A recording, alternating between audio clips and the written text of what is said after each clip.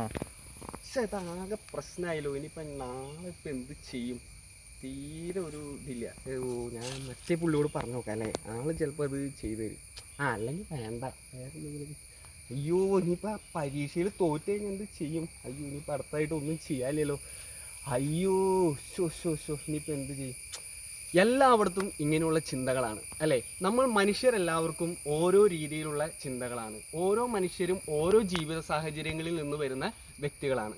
അപ്പോൾ ഇന്ന് മനുഷ്യരെ എന്താ പറയുക, ഗ്രസിക്കുന്ന ഒരു പ്രശ്നം എന്ന് പറയുന്ന ഒരു പ്രശ്നമാണ് നെഗറ്റീവ് തിങ്കിങ് അല്ലേ. നമുക്ക് നെഗറ്റീവ് തിങ്ക് എന്നതിനേക്കാൾ നമുക്കതിനെ പറയാം ഓവർ തിങ്കിങ് അല്ലേ. നമുക്ക് വരുന്നൊരു പ്രശ്നമാണ് ഓവർ തിങ്കിങ് എന്ന് പറയുന്നത്. ഇപ്പോൾ നമ്മൾ മെഡിറ്റേഷൻ ചെയ്യാനായാലും അല്ലെങ്കിൽ എന്തെങ്കിലും യോഗ ഇതിന് പോയാലും അവരെല്ലാം സജസ്റ്റ് ചെയ്യുന്ന മെത്തേഡ്സ് എന്ന് പറയുന്നത് നമ്മുടെ ഈ ഓവർ തിങ്കിങ്ങിനെയും നെഗറ്റീവ് തിങ്കിങ്ങിനെയും കുറയ്ക്കാനുള്ള മാർഗങ്ങളാണ് അവർ നമുക്ക് സജസ്റ്റ് ചെയ്ത് തരിക. അപ്പോൾ എന്തുകൊണ്ടാണ് അപ്പോൾ ഈ നെഗറ്റീവ് തിങ്കിങ് നമുക്ക് മാറ്റണം അല്ലേ. അപ്പോൾ ഈ നെഗറ്റീവ് തിങ്കിങ് മാറ്റണമെന്നുണ്ടെങ്കിൽ നമ്മൾ ആദ്യം ചെയ്യേണ്ട ഒരു കാര്യം എന്ന് പറയുന്നത് എങ്ങനെയാണ് ഈ നെഗറ്റീവ് തിങ്കിങ് നമുക്ക് ഉണ്ടാകുന്നത് എന്ന് നമ്മൾ കണ്ടെത്തണം. എങ്ങനെയാണ് ഈ നെഗറ്റീവ് തിങ്കിങ് ഉണ്ടാവുന്നത്? ഓക്കെ, നമുക്കതിൻ്റെ സോഴ്സിലേക്ക് പോകാം. ഓക്കെ, അതിൻ്റെ സോഴ്സ് എന്ന് ഇപ്പോൾ നമ്മളെല്ലാവരും ഇപ്പോൾ കുട്ടികൾക്കൊക്കെ അറിയാം, കുട്ടികൾ ഹോംവർക്കൊക്കെ ചെയ്യാനായിട്ട് ടീച്ചേഴ്സ് ഹോംവർക്ക് ചെയ്യാനൊക്കെ ആയിട്ട് അവർക്ക് കൊടുക്കും അല്ലേ. അപ്പോൾ അവർ അവരുടേതായ രീതിയിലുള്ള എന്തെങ്കിലുമൊക്കെ ചിലപ്പോൾ പടം വരയ്ക്കാനായിരിക്കും, അല്ലെങ്കിൽ എന്തെങ്കിലും പോയം പകർത്തി എഴുതാനായിരിക്കും. അപ്പോൾ അത് പകർത്തി എഴുതി ടീച്ചർക്ക് കൊടുത്തു കഴിയുമ്പോൾ ടീച്ചർ അത് കറക്റ്റ് ചെയ്യും അല്ലേ. അത് കറക്റ്റ് ചെയ്യും, അതിൽ തെറ്റായിട്ടുള്ള കാര്യങ്ങളുണ്ടെങ്കിൽ മാറ്റിക്കളയും. ഇപ്പോൾ ഒരു തിരക്കഥാകൃത്ത് അല്ലെങ്കിൽ ഒരു കഥാകൃത്ത് ഒരു സിനിമയ്ക്ക് വേണ്ടി കഥ എഴുതാണെന്ന് വിചാരിക്കുക. ആ കഥ അദ്ദേഹം പിന്നീട് ആ കഥ വേറൊരു എഡിറ്റർ വന്ന് അത് തിരുത്തുകയും അതിലാവശ്യാനുസൃതമായ മാറ്റങ്ങൾ വരുത്തുകയും ചെയ്യണം. ഓക്കെ, ഇതുപോലെയാണ് നമ്മുടെ ഓരോരുത്തരുടെയും മനസ്സ് അല്ലെങ്കിൽ നമ്മുടെ ഓരോരുത്തരുടെയും ബ്രെയിൻ എന്ന് പറയുന്നത്.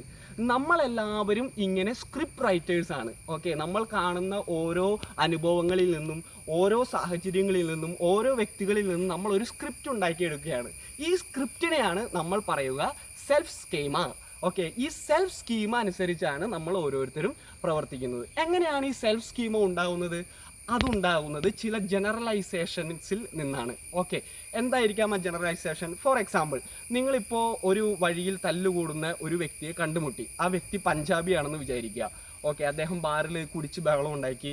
വേറൊരു കവലയിൽ ചെന്ന് കഴിഞ്ഞപ്പോൾ അവിടെയും ഒരു പട്ടാളക്കാരനായിട്ടുള്ളൊരു പഞ്ചാബിനെ കണ്ടു. അദ്ദേഹവും എന്തൊക്കെയോ പ്രശ്നങ്ങൾ അവിടെ ഉണ്ടാക്കുകയാണ്. അപ്പോൾ നിങ്ങളൊരു കൺക്ലൂഷനിലേക്ക് വന്നു, all Punjabis are problem makers. Okay, നമ്മൾ അങ്ങനെ ഒരു സെൽഫ് സ്കീമ അല്ലെങ്കിൽ ഒരു ജനറലൈസേഷൻ ഉണ്ടാക്കിയെടുത്തു എന്നുള്ളതാണ്. അങ്ങനെ പല രീതിയിലുള്ള ജനറലൈസേഷൻസ് ആണ് നമ്മൾ ഓരോ ദിവസവും ഉണ്ടാക്കിയെടുക്കുന്നത്. ഇപ്പോൾ ചിലർ പറയുന്നു എല്ലാ സിനിമാക്കാരും കുടിയന്മാരാണ്, അല്ലെങ്കിൽ എല്ലാ സിനിമാക്കാരും എല്ലാ സിനിമാക്കാരും ചീത്തവരാണ് ഇന്ന് നമ്മളൊരു ഇതുണ്ടാക്കിയെടുക്കുകയാണ്. അത് നമ്മുടെ ഒരു ജനറലൈസേഷനാണ് അല്ലേ. അപ്പോൾ നമ്മൾ പല രീതിയിലാണ് ഓരോ ജനറലൈസേഷൻസ് ഉണ്ടാക്കിയെടുക്കുന്നത്. ഈ ജനറലൈസേഷൻ്റെ ആകെ തുകയാണ് നമ്മൾ നമ്മുടെ സെൽഫ് സ്കീമ എന്ന് പറയുന്നത്. അപ്പോൾ ഈ സെൽഫ് സ്കീമയെ പൊളിച്ചെഴുതുക എന്നുള്ള കാര്യമാണ് നമുക്ക് നമ്മുടെ നെഗറ്റീവ് തിങ്കിങ്ങിനെ കുറയ്ക്കാനായിട്ടുള്ള മെയിൻ ആയിട്ടുള്ള ഒരു മാർഗം എന്ന് പറയുന്നത്. സൈക്കോളജിസ്റ്റും ഒക്കെ പറയുന്നത് ഒരു 7 വയസ്സോടുകൂടി ഒരു കുട്ടിയുടെ സെൽഫ് സ്കീമ പൂർണ്ണമാവുന്നു എന്നൊക്കെയാണ്. പക്ഷേ നമ്മൾ ഈ സെൽഫ് സ്കീമ നമുക്ക് ഓരോ എക്സ്പീരിയൻസ് ഉണ്ടാകും തോറും അതിനോട് ആഡ് ചെയ്തുകൊണ്ടിരിക്കുകയാണ് അല്ലേ. ഓരോ നെഗറ്റീവ് എക്സ്പീരിയൻസ് വരുംതോറും നമ്മൾ ആ നെഗറ്റീവ് സ്ക്രിപ്റ്റ് റൈറ്റിംഗ് വഴിയായിട്ട് നമ്മളൊരു സെൽഫ് സ്കീമ ഉണ്ടാക്കുന്നു. അതുവഴിയായിട്ട് നമുക്ക് നെഗറ്റീവ് തിങ്കിങ് ഉണ്ടാകുന്നു, ഓവർ തിങ്കിങ് ഉണ്ടാകുന്നു, നമ്മൾ അമിതമായിട്ടുള്ള ആൻസൈറ്റിയിലേക്ക് പോകുന്നു, അങ്ങനെ കുറേ പ്രശ്നങ്ങൾ ഉണ്ടാകുന്നു. അപ്പോൾ ഇതിനെ നമുക്ക് എങ്ങനെ കുറയ്ക്കാം? നമുക്ക് ചെയ്യാവുന്നത് നമ്മുടെ സെൽഫ് സ്കീമയെ മാറ്റുക എന്നുള്ളതാണ്. നമ്മുടെ നെഗറ്റീവ് സെൽഫ് സ്കീമയെ എടുത്തു കളഞ്ഞുകൊണ്ട് അവിടെ പോസിറ്റീവായിട്ടുള്ള ജനറലൈസേഷൻസിനെ കൊണ്ടുവരുന്നത് വഴിയായിട്ട് എന്ത് സംഭവിക്കും? അത് നമ്മുടെ ഇൻ്റർ റിലേഷൻഷിപ്പിനെ വർദ്ധിപ്പിക്കാനായിട്ട് സാധിക്കും അല്ലേ. ഇപ്പോൾ നമ്മൾ ഒരു വ്യക്തിയോട് സംസാരിക്കുമ്പോൾ നമ്മൾ അനാവശ്യമായിട്ട് നമ്മുടെ ഉള്ളിലുണ്ടാകുന്ന ഒരു കാര്യമാണ് പ്രിജുഡിസ് എന്ന് പറയുന്നത്. ആ വ്യക്തി ഇന്ന ഒരാളാണ് എന്നുള്ള മുൻവിധിയോടുകൂടി നമ്മൾ ആ വ്യക്തിയോട് സംസാരിക്കുമ്പോൾ എന്ത് സംഭവിക്കും?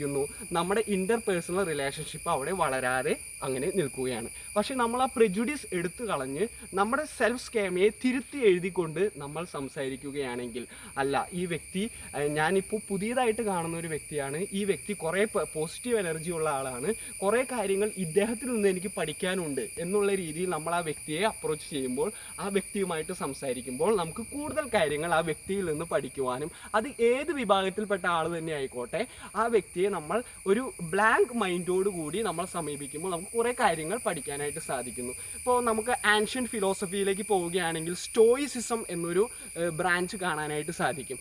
അതിലവർ പറയുന്നത് നമ്മുടെ തിങ്കിങ് ആണ് എല്ലാത്തിനുമുള്ള പ്രശ്നങ്ങൾ. അപ്പോൾ നമ്മൾ എന്താണ് ചെയ്യേണ്ടത്? നമ്മളെ തിങ്കിങ്ങിനെ എടുത്തു കളയുക, എന്നിട്ട് മൈൻഡിനെ ബ്ലാങ്ക് ആക്കി വെക്കുക എന്നാണ് അവർ ഉദ്ദേശിക്കുന്നത്.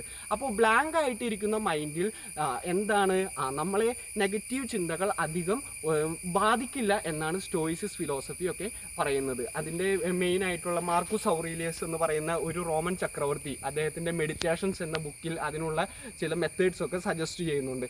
അപ്പോൾ ഇതുപോലുള്ള ചില മെത്തേഡ്സ് വഴിയായിട്ട് നമ്മുടെ നെഗറ്റീവ് തിങ്കിങ്ങിനെ മാറ്റിവെക്കുവാനും നമ്മുടെ മൈൻഡിനെ ഒരു ബ്ലാങ്ക് സിറ്റുവേഷനിലേക്ക് കൊണ്ടുവന്നുകൊണ്ട് നമുക്ക് വ്യക്തികളുമായിട്ട് അപ്രോച്ച് ചെയ്യുവാനും അവരിൽ നിന്ന് നല്ല കാര്യങ്ങൾ, പോസിറ്റീവായിട്ടുള്ള കാര്യങ്ങൾ സ്വാംശീകരിച്ചെടുക്കുവാനും നമുക്ക് സാധിക്കും.